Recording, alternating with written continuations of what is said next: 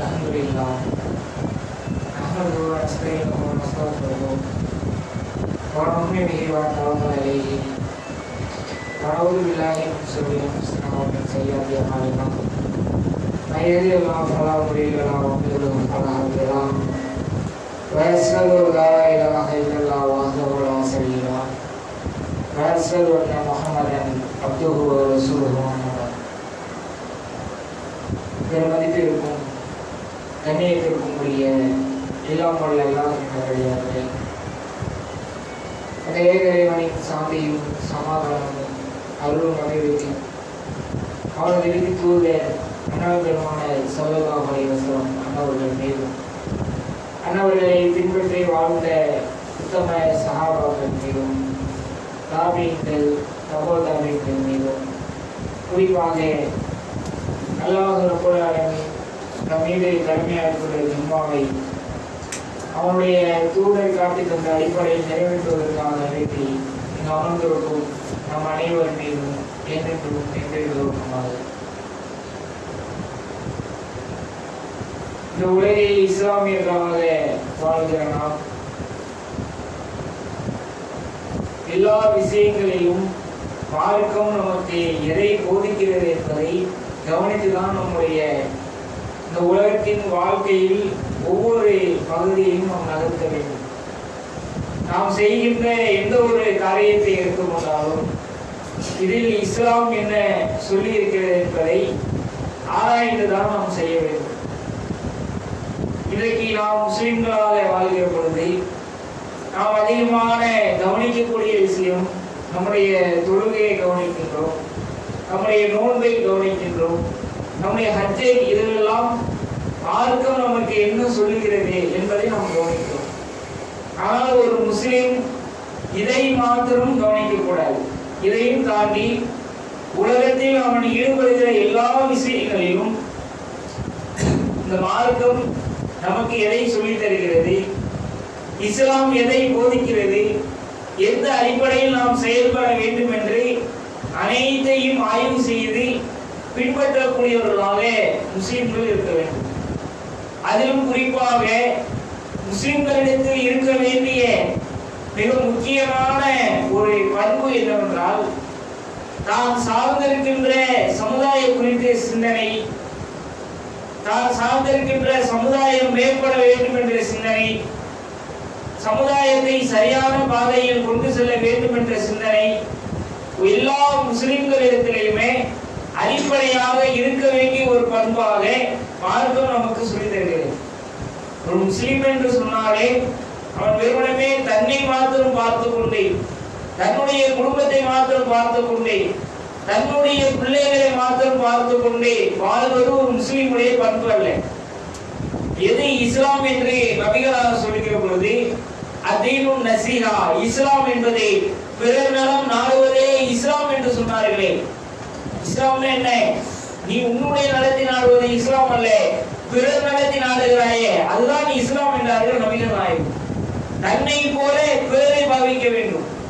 எந்த ஒரு காரியத்தை எடுத்துக்கொண்டாலும், எதை எடுத்துக்கொண்டாலும் தனக்கென்று வந்தால் எப்படி நான் பார்ப்பேனோ, என்னுடைய விஷயம் என்றால் எப்படி பார்ப்பேனோ, அதே போல என்னுடைய சகோதரனுடைய விஷயத்தை நாம் பார்க்க வேண்டும், என்னுடைய அண்டை வீட்டுக்காரரை பார்க்க வேண்டும், என்னுடைய தெருவாசியை பார்க்க வேண்டும், என்னுடைய ஊராரை பார்க்க வேண்டும். தான் சார்ந்திருக்கின்ற சமுதாய மக்கள் அத்தனை பேரையுமே என்னை எப்படி பார்ப்பேனோ அதே போல பார்க்க வேண்டும். இது ஒரு முஸ்லிமிடத்திலே இருக்க வேண்டிய பண்பாக இஸ்லாம் சொல்லி தந்தது. ஆனால் இன்றைக்கு முஸ்லிம்களாக வாழ்கிற நாம் நம்முடைய சமுதாய குறித்த சிந்தனையோடு, சமுதாய விழிப்புணர்வோடு நாம் வாழ்கின்ற இந்த காலத்தில் என்னுடைய சமுதாயத்திற்காக ஏதாவது செய்வேன் என்ற உணர்வோடு வாழ்கிறோமா என்றால் பெரும்பாலான முஸ்லிம்களுக்கு இந்த எண்ணமே இல்லாமல் இருப்பதை நாம் பார்க்கிறோம். ஆனால் நபிமார்கள் கூட அவர்களை இறைவன் அனுப்புகிற பொழுது, ஏகத்துவ கொள்கையை போதனை செய்து அனுப்புகிற பொழுது கூட சமுதாய பணியும் சேர்த்துதான் அல்லாஹ் கட்டளையிட்டார். எல்லா நபிமார்களுடைய வரலாறும் எடுத்துக் கொள்ளுங்கள். வெறுமனே லா இலாஹ இல்லல்லாஹ், வணக்கத்திற்குரியவன் அல்லாஹ்வை தவிர யாரும் இல்லை, அதை மாத்திரம் பிரச்சாரம் செய்தார்களா? அதோடு சேர்த்து எதை செய்தார்கள்? அந்த சமுதாய மக்கள் எதிலெல்லாம் பாதிக்கப்படுகிறார்களோ அதற்காகவும் குரல் கொடுத்தார்கள். நபி மூசா நபி ஃபிரௌனிடத்தில் என்ன கோரிக்கை வைத்தார்கள்? அல்லாஹ் ஒருவன் என்று சொன்னார்கள். அதோடு நிறுத்திக் கொண்டார்களா? நீ இந்த சமுதாய மக்களை அடிமைப்படுத்துகிறாய், கொடுமைப்படுத்துகிறாய், சித்திரவதை செய்கிறாய், இவர்களை உன்னுடைய அடிமைத்தனத்திலிருந்து விடுதலை செய், இவர்களை கொடுமைப்படுத்தாதே என்று ஃபிரௌனிடத்திலே மூசா நபி போராடினார்கள். இப்படித்தான் எல்லா நபிமார்களும் நம் நபிகள் நாயகம் ஸல்லல்லாஹு அலைஹி வஸல்லம் அவர்கள் கூட வெறுமனே இஸ்லாமிய கொள்கையை பிரச்சாரம் செய்துவிட்டு அதோடு மரணித்து விட்டார்களா? அவங்க முதலாக நபியாக ஆகிற பொழுது அவங்களிடத்துல ஒரு அச்சம் இருந்தது, ஒரு பயம் இருந்தது.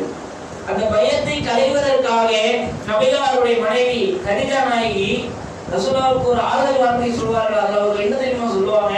நீங்க ஏன் அச்சப்படுறீங்க? நீங்க ஏன் கவலைப்படுறீங்க? நீங்க என்னெல்லாம் செய்யறீங்க? ஏழைகளுக்கு உணவளிக்கிறீங்க, முடியாத மக்களுக்கு உங்களால் முடிந்ததை செய்யறீங்க, விதவைகளுக்கான உதவியை செய்யறீங்க, மக்கள் பாதிக்கப்படுகிற பொழுது நீங்கள் களத்தில் நிற்கிறீங்க, உங்களை அல்லாஹ் கைவிட்டு விட மாட்டான் என்று சொல்லி நபிகளாக செய்த சமுதாய பணியை குறிப்பிட்டுதான் கதீஜா நாயகி அவர்கள் இஸ்லாமிய பிரச்சாரத்திற்காக வேண்டி வெப்பூட்டினார்கள். இப்படி எல்லா நபிமார்களுமே சமுதாயம் குறித்த சிந்தனையோடு இருந்தார்கள். அதனால்தான் அந்த சமுதாயத்தை மேம்படுவதற்காக போராடினார்கள். அப்படிப்பட்ட சிந்தனையோடு இருந்த காரணத்தினால்தான் நபிகளானால் 10 ஆண்டு கால ஆட்சி, யாராலும் செய்ய முடியாத ஆட்சியை, இன்றைய நவீன காலத்து ஆட்சியாளர்கள் எல்லாம் வியந்து பார்க்கக்கூடிய ஆட்சியை நபிகளாருடைய 10 ஆண்டு கால ஆட்சியால் தர முடிந்தது. நாம் என்ன கவனிக்க வேண்டும் என்று சொன்னால், இன்றைக்கு நாம் முஸ்லிமாக இருக்கிறோம், நமக்கு என்ன நல்ல வீடு இருக்கிறது, நல்ல தொழில் இருக்கிறது, நல்ல குடும்பம் இருக்கிறது. ஆனால் இதே போல நம்முடைய சமுதாயத்தில் இருக்கக்கூடிய எல்லா மக்களும் இருக்கிறார்களா? இதே போல நம்முடைய சமுதாயம் எல்லா விஷயங்களிலும் மேம்பட்டு இருக்கிறதா? அல்லது இது மேம்படாமல் இருந்தால் இதை மேம்படுத்துவதற்கான என்னுடைய பங்களிப்பு என்ன என்று நாம் என்றைக்காவது சிந்தித்து பார்த்திருக்கிறோமா? அதற்காக ஏதாவது ஒரு முயற்சி நான் செய்துவிட்டுதான் என்னுடைய மரணத்தை சந்திப்பேன் என்று எத்தனை பேர் நம் உள்ளளவில் இன்றைக்கு நியத்தாக எண்ணமாக வைத்திருக்கிறோம்? சிந்தித்து பாருங்கள். இன்றைக்கு நாம் வாழ்கிற நாட்டில், நம்முடைய தேசத்தில் முஸ்லிம்களுக்கு எதிராக நடத்தப்படக்கூடிய கொடுமைகள் எத்தனை? முஸ்லிம்கள் இந்த நாட்டிலே எந்த அளவிற்கு பின்தங்கி இருக்கிறார்கள்? தொழிலில் பின்தங்கி இருக்கிறார்கள், கல்வியில் பின்தங்கி இருக்கிறார்கள். இது முஸ்லிமாக வாழக்கூடிய நம்மில் எத்தனை பேருக்கு இது குறித்த விழிப்புணர்வு இன்றைக்கு இருக்கிறது? நம்மதான் பெரிய செல்வந்தர்களாக மாறிட்டு நினைச்சிட்டு இருக்கிறோம். எப்படி எப்படி கிடைத்தது? ஒரு வீடுகளிலும் யாராவது ஒரு ஆண் தன்னுடைய 30 ஆண்டு 40 ஆண்டு வாழ்க்கையை துளைக்க வேண்டியது வெளிநாடுகளில் சென்று தன்னுடைய பிள்ளைகளை விட்டுவிட்டு, தன்னுடைய மனைவியை விட்டுவிட்டு, தன்னுடைய பெற்றோரை விட்டுவிட்டு, பாலைவன மணலிலே கொடும் வெயிலிலே ஒரு காய்ச்சல் வந்தாலும் கூட, சின்ன தலைவலி வந்தாலும் கூட உதவிக்கு ஆள் இல்லாம பெரும் கஷ்டத்தை, துயரத்தை பல ஆண்டுகள் அனுபவிக்கிறார்கள். அதனுடைய விளைவு நாம இன்றைக்கு நல்ல சட்டையை போட்டுக்கிட்டு, நல்ல பைக்கை ஓட்டிக்கிட்டு இருப்போம். ஆனால் இந்த நல்ல வாழ்க்கைக்கு பின்னால் ஒரு மனிதனுடைய கஷ்டம் இருக்குமே. இப்படியே நம்முடைய சமுதாயம் தாய் நாட்டை விட்டுவிட்டு இன்னொரு நாளிலே சென்று இது போன்ற ஒரு கஷ்டத்தை அனுபவிக்க வேண்டும். சிந்திச்சோமா? இதற்கான மாற்று வழி என்ன? அந்த மாற்று வழியை நம்மால் முடிந்த ஏதாவது ஒன்றை நாம் செய்ய வேண்டும் என்று என்றைக்காவது நாம் யோசித்து பார்த்திருக்கிறோமா? எப்படி ஒரு மாற்றம் வரும்? ஒவ்வொரு குடும்பத்திலும் ஒரு தனி மனித ரீதியாக, குடும்ப ரீதியாக ஒரு சிந்தனை வரும் என்று சொன்னால் அது ஒரு சமுதாயத்தை மாற்றத்தில் கொண்டு வரும். நம்முடைய இளைஞர்கள், பெரியவர்கள், தாய்மார்கள், நாம் இது மாதிரியான ஒரு சிந்தனையில் எத்தனை பேர் இருக்கிறோம்? இன்னைக்கு நம்முடைய நாட்டிலே கல்வியிலே முஸ்லிம்களுடைய நிலைமை என்ன? வேலை வாய்ப்பிலே முஸ்லிம்கள் நிலைமை என்ன? எல்லா விஷயங்களிலுமே முஸ்லிம்கள் பின்தங்கி இருக்கிறார்கள். இதை ஒரு முஸ்லிமாக நாம் சொல்லவில்லை, முஸ்லிம் அல்லாத இந்திய முழுவதும் ஆய்வு செய்த பல நீதிபதிகளுடைய அறிக்கைகள் இன்றைக்கும் நமக்கு சொல்கிறது. கல்வியில் முஸ்லிம்கள் பின்தங்கி இருக்கிறார்கள், வேலை வாய்ப்பிலே முஸ்லிம்கள் பின்தங்கி இருக்கிறார்கள். இந்த பின்தங்கிய சமுதாயத்தை மேம்படுவதற்கான வழி என்ன? வெறுமனே கல்வி வேலை வாய்ப்பில் மாத்திரம் நாம் பின்தங்கியதோடு நாம் நின்று விட்டோமா? அடுத்தது நம்முடைய நாட்டிலே நம்மை சுற்றி நடக்கக்கூடிய நிகழ்வுகள் எடுத்துப்பார்கள். பல வட மாநிலங்களிலே முஸ்லிம்கள் இஸ்லாமில் என்ற ஒரே காரணத்திற்காக கொலை செய்யப்படுகிறார்கள், படுகொலை செய்யப்படுகிறார்கள். எத்தனை சம்பவங்களை கேள்விப்படுகிறோம். மாட்டுக்கறி சாப்பிட்டாரு, ஜெய் ஸ்ரீராம் சொல்லி அதை சொல்லவில்லை என்பதற்காக கொலை செய்யப்பட்ட முஸ்லிம்களுடைய பட்டியல் எத்தனை? காட்டுமிராண்டித்தனமாக மனிதனை மிருகத்தை விட கேவலமாக அடித்து துன்புறுத்தி கொலை செய்யக்கூடிய எத்தனை வாலிபர்கள், இஸ்லாமிய வாலிபர்கள், பெரியவர்கள், முதியவர்கள், பெண்கள் இறந்து போன பட்டியல் நீண்டு கொண்டே இருக்கிறது. இந்த நிலையை யார் மாற்றுவது? இப்ப சமீபத்தில் டெல்லியில ஒரு காவலர் படுகொலை செய்யப்பட்டார், சபியா. நாம் தற்போது கேள்விப்பட்ட ஒரு செய்தி. இதனுடைய பின்னணி என்ன? ஒரு நாட்டினுடைய தலைநகரத்தில், அதுவும் நாட்டின் முதன்மை துறையாக இருக்கக்கூடிய காவல்துறையிலே பணியாற்றக்கூடிய ஒரு பெண்மணி பாலியல் பலாத்காரம் செய்யப்பட்டு கேவலமாக படுகொலை செய்யப்படுகிறார். அந்த நிலைமையை, அந்த படுகொலையை இன்றைக்கு இந்த நாடு எப்படி எதிர்கொண்டிருக்க வேண்டும்? யாரோ ஒரு நிர்பயா தன்னுடைய காதலனோடு சென்ற பொழுது கொலை செய்யப்பட்டால் ஒட்டுமொத்த தேசம் கொந்தளித்தது. அது கொந்தளிக்க வேண்டிய செய்தி, மறுக்கவில்லை. யாரோ ஒரு கல்லூரி மாணவி சுவாதி சென்னையிலே கொலை செய்யப்பட்டார், ஒட்டுமொத்த நாடும் கொந்தளித்தது. அதுவும் கொந்தளிக்க வேண்டியதுதான். ஆனால் இந்த சபியா என்ற பெண்மணி யார்? யாரோ ஒரு கல்லூரி மாணவி அல்ல, எவ்வளோ ஒரு நாட்டினுடைய கடைநிலை குடிமகள் அல்ல, முதன்மை துறையாக இருக்கக்கூடிய காவல்துறையை பணியாற்றியவர். அவர் கொலை செய்யப்பட்டதற்கு ஒட்டுமொத்த தேசம் கொந்தளிச்சிருக்கணுமா இல்லையா? அது எந்த இடத்திலே கொலை செய்யப்படுகிறார்? இந்த தேசத்தினுடைய தலைநகராக இருக்கக்கூடிய டெல்லியிலே கொலை செய்யப்படுகிறார். டெல்லி காவல்துறை யாருடைய கையில இருக்கிறது? ஒவ்வொரு மாநிலத்துடைய காவல்துறையும் அந்தந்த மாநில அரசுடைய கையில் இருக்கும். ஆனால் டெல்லிக்கான பிரத்யேக சட்டம் என்ன தெரியுமா? டெல்லியினுடைய காவல்துறை மத்திய அரசுடைய கையில் இருக்கும். உயர்ந்த அதிகாரத்தில் இருக்கக்கூடிய அந்த காவல்துறையை வைத்திருக்கக்கூடிய அரசு அந்த பெண்மணி இருந்த சில நிமிடங்களிலேயே குற்றவாளியை பிடித்து அவர்களுக்கு சரியான தண்டனை வழங்கியிருந்தால் அது சரியான அரசாக பார்க்கப்பட்டிருக்கும். அந்த செயலை இந்த அரசு செய்தார்களா? செய்யல. ஏன் செய்யல சிந்திச்சோமா? அவருடைய பேர் சபியா, அவர் ஒரு முஸ்லிம், அதான் காரணம். வேற என்ன காரணமா இருக்க முடியும்? அரசு தான் இப்படி செய்தது.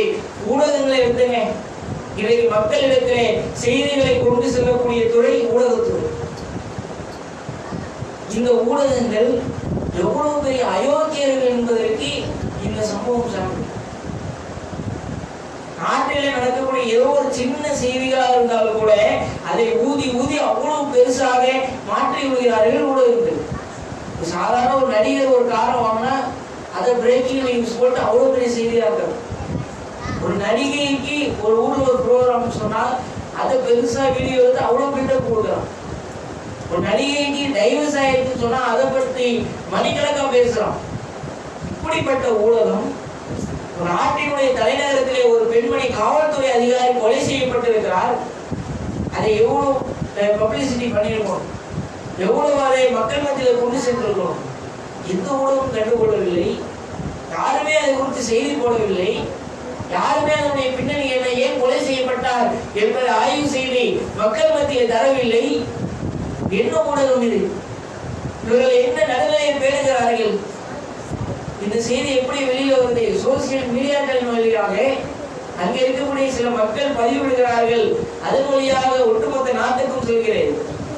அப்புறம் நாம் போராடுகிறோம். அந்த போராட்டத்தின் வழியாகத்தான் ஊடகத்திலே செய்தி வருகிறது தவிர ஊடகமும் ஆய்வு செய்து போடவில்லை. இது என்ன? அவர்கள் எதை பார்க்கிறார்கள்? அவருடைய பெயரை வைத்து முஸ்லிம் என்பதற்காக ஒதுக்குவதுதான் அது ஆகும்.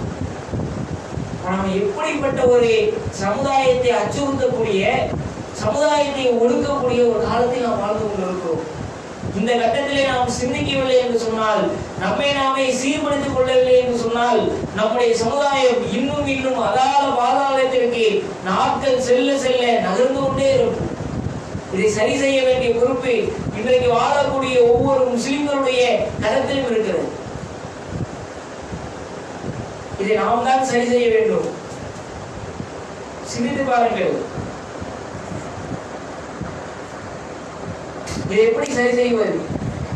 நாட்டில் இருக்கக்கூடிய ஊடகங்கள் துரோகம் செய்கிறார்கள் சொல்லவில்லை. அவர்கள் மாத்திரம் கரெக்டான இஸ்லாத்தை போதிச்சிருப்பாங்கன்னு சொன்னா, நம்முடைய சமுதாயத்துல தர்கா வந்திருக்காரு, தாயத்து வந்திருக்காரு, பிதத் வந்திருக்காரு, பல மார்க்கத்திற்கு முரணான காரியங்கள் வந்திருக்காரு. அவங்க கரெக்டான இஸ்லாத்தை போதிக்காம போயிட்டாங்க. அவர்களுக்கும் அல்லாஹ்வுக்குமானது. தற்போது நம்மிடத்திலே சரியான மார்க்க சிந்தனை இருக்கிறது. ஏகத்துவ கொள்கை குறித்த சரியான புரிதல் ஓரளவு மக்கள் மத்தியிலே வந்துவிட்டது. இது ஒரு விஷயம். இன்னொன்று தெரியுமா, சமுதாயத்தை விழிப்புணர்வு படுத்தாமல் போயிட்டார். இந்த நாட்டினுடைய சுதந்திரத்திற்காக நம்முடைய முன்னோர்கள் பெரும் கொண்டாடினார்கள், பெரும் தியாகம் செய்தார்கள். ஆனால் அந்த தியாகமும் பங்களிப்புமே எந்த அளவிற்கு போயிட்டுன்னு சொன்னால், முஸ்லிம்கள்லாம் படிக்க வேணாம், பள்ளிக்கூடம் பல ஆங்கிலேயம் கொண்டு வந்ததை ஹராம்புற அளவுக்கு கொண்டு போயிட்டான். அதனுடைய விளைவுதான் இன்றைக்கு நம்முடைய சமுதாயம் கல்வியிலும் வேலை வாய்ப்பிலும் மிக மிக பின்தங்கி வந்துவிட்டோம். சமுதாயம் விழிப்புணர்வு அடைய வேண்டும் என்று சொன்னால், இது போன்ற கொடுமைகளில் இருந்து, இது போன்ற அச்சுறுத்தல்களில் இருந்து இந்த முஸ்லிம் சமுதாயத்தை பாதுகாக்க வேண்டும் என்று சொன்னால், நம்மிடத்திலே இருக்கக்கூடிய ஆயுதம் கல்வியிலும் வேலை வாய்ப்பிலும் இந்த சமூகத்தை மேம்படுத்துவதுதான். இந்த எண்ணத்தை ஒவ்வொரு இளைஞர்களும் நம்முடைய உள்ளத்தில் ஏற்றுக் கொள்ள வேண்டும். ஒவ்வொரு தாய்மார்களும் நம்முடைய உள்ளத்தில் ஏற்றுக் கொள்ள வேண்டும். எப்படி இந்த மாற்றத்தை கொண்டு வருவது என்று சொன்னால், இன்றைக்கு அதிகமான இளைஞர்கள் இருக்கும். ஒவ்வொரு வீடுகளிலும் கண்டிப்பாக ஆண் பிள்ளைகள் இருக்கிறார்கள். அந்த வீடுகளில் இருக்கக்கூடிய பெற்றோர்கள் ஒரு முடிவெடுக்க வேண்டும். என்னுடைய பிள்ளை ஏதோ படிக்கிறான், போறான், வரான், அவன் ஏதோ அவன் 2 வருஷம் துபாய்க்கு போயிட்டு அப்படின்னு அழைக்கணும்னு நினைக்க கூடாது. அவர்களை நாம் பிறந்த இந்த நாட்டிலே, நாம் வாழ்கிற இந்த நாட்டிலே ஏதோ ஒரு நல்ல படிப்பை தேர்ந்தெடுத்து அந்த படிப்பு இந்த குடும்பத்திற்கும் சமூகத்திற்குமான ஒரு படிப்பா இருக்கும். அது சமூகம் என்று சொன்னால் வெறுமனே முஸ்லிம் சமுதாயத்தை மாத்திரமல்ல, இந்த தேசத்தில் வாழ்கிற அத்தனை சமுதாயத்தையும் சேர்த்துதான். எல்லா மக்களும் பயன்பெறக்கூடிய அடிப்படையில் என்னுடைய பிள்ளையை நான் உருவாக்குவேன். அவன் எடுக்கக்கூடிய துறையை, படிப்பை, அது நீதித்துறையாக இருந்தாலும், காவல்துறையாக இருந்தாலும், ஆசிரியர் துறையாக இருந்தாலும், மருத்துவத்துறையாக இருந்தாலும், அதனால் என்னுடைய குடும்பத்திற்கும் நன்மை, இந்த சமுதாயத்திற்கும் நன்மை. இப்படிங்கிற எண்ணத்தோடு ஒவ்வொருவரும் செயல்பட வேண்டும். இப்படி யோசிச்சு பாருங்க, ஒரு காவல்துறையில் இறைவனுக்கு அஞ்சக்கூடிய, மறுமைக்கு அஞ்சக்கூடிய முஸ்லிம்கள் அதிகமாக இருந்தால் இந்த மாதிரி தவறுகள் செய்வார்களா? நாட்டிலே பல குற்றங்களை குறையாதா? லஞ்சம் வாங்குவார்களா? கட்ட பஞ்சாயத்து செய்து பெரும் கூட்டத்துக்கு ஆதரவாக சொல்வார்களா? தவறுகள் இருந்தால் தவறுக்கு தட்டி கேட்பார்கள், நியாயத்தின் பக்கம் நிற்பார்கள். என ஒரு இஸ்லாமிய நிற்க வேண்டும் என்று வருகிற பொழுது அதை செய்வார்கள். மருத்துவத்துறையில முஸ்லிம்கள் இருந்தால் இன்றைக்கு மனிதநேயமற்ற துறையாக, மனிதர்களை வைத்து பெரும் பணம் சம்பாதிக்கக்கூடிய துறையாக மருத்துவத்துறை இருக்கிறது. மனித நேயம் உள்ள மக்கள் நுழைந்தால் மக்களுக்காக சேவை செய்வார்கள். இப்படி ஒன்னொன்னு எடுத்துங்க. நாம் ஒவ்வொரு துறையிலையும் வருவோம் என்று சொன்னால் அது நமக்கும் நன்மை, இந்த உலகத்தில் வாழக்கூடிய எல்லா மக்களுக்கும் நன்மை. இதை ஒரு குடும்ப ரீதியான மாற்றம், அதுதான் ஒரு தனி மனித மாற்றம், ஒரு குடும்பத்தை மாற்றும். ஒரு குடும்ப ரீதியான மாற்றம் ஒட்டுமொத்த சமூகத்தை மாற்றும். இன்றைக்கு நாம் போடக்கூடிய சின்ன சிறிய நாம் நினைப்போம், நான் என் பிள்ளை ஒரு பிள்ளையை படிக்க வச்சு நான் என்ன செய்ய போறேன், ஒரு பிள்ளையை நம்மை ஒருத்தர் சரியா இருந்தா 99 பேர் இல்லையே அப்படி நாம் நினைப்போம். ஒவ்வொரு வீடுகளிலும் இருக்கக்கூடிய ஒருவன் தான் ஒரு கோடி மக்களுக்கு சமமாக போவான், ஒரு பெரும் சமுதாயத்தையே புரட்டுகிறவனாக மாறுவான். அந்த நிலையை நாம் ஏற்படுத்த வேண்டும் என்று சொன்னால் ஒவ்வொரு குடும்பத்திலையுமே சமுதாய ரீதியா சிந்தனை இருக்கும். இன்றைக்கு நாம் சிறு பிள்ளைகளாக 5ஆம் வகுப்பு, 6ஆம் வகுப்பு, 10ஆம் வகுப்பு, 12ஆம் கல்லூரிகள் படிக்கக்கூடியவர்களா அற்பமா நாம் நினைச்சிடக்கூடாது. நம்மளால என்ன முடியும் அப்படி நம்ம போயிடக்கூடாது. நாம் தான் நாளை இந்த சமுதாயத்திற்காக பாதுகாப்பை உறுதி செய்யக்கூடிய இடத்துல இருக்கிறோம். இன்னும் 10 ஆண்டு 20 ஆண்டுகள் இப்படியே நம்முடைய சமுதாயம் செல்லும் என்று சொன்னால் இதைவிட இன்னும் பல கொடுமைகளுக்கு ஆளாகும், இதைவிட இன்னும் பல துயரங்களுக்கு. ஜெய்ஸ்ரீராம் சொல்லி முஸ்லீமை கொள்றானே, பாட்டுக்கறிந்து திங்கலாம் சொல்லி முஸ்லீமை கொள்றானே, ஏதோ முஸ்லீமுக்கு பாதிப்பு என்று சொன்னால் கண்டுகொள்ள மறுக்கிறானே. இந்த நிலை 1 2 இன்றைக்கு நாம் கேள்விப்படுகிறோமே, இது நாள்தோறும் ஒரு சம்பவமாக சில ஆண்டுகளில் சில வருடங்களில் மாறி போய்விடும். நம்மளால் நிம்மதியாக இருக்கவே முடியாது. நாம் நிம்மதியான அமைதியான ஒரு சூழலை ஏற்படுத்த வேண்டும் என்று சொன்னால் நாம் விழிப்புணர்வோடு செயல்பட வேண்டும். அந்த விழிப்புணர்வை ஒவ்வொரு குடும்பத்திலும் முதலில் நுழைய வேண்டும். ஒவ்வொரு குடும்ப ரீதியாக அவர்களுடைய உறவினர்கள் அப்படிப்பட்ட ஒரு சரியான விழிப்புணர்வை ஏற்படுத்தும் என்று சொன்னால் இது போன்ற துன்பங்களில் துயரங்களுக்கு நம்மை பாதுகாத்துக் கொள்ளலாம்.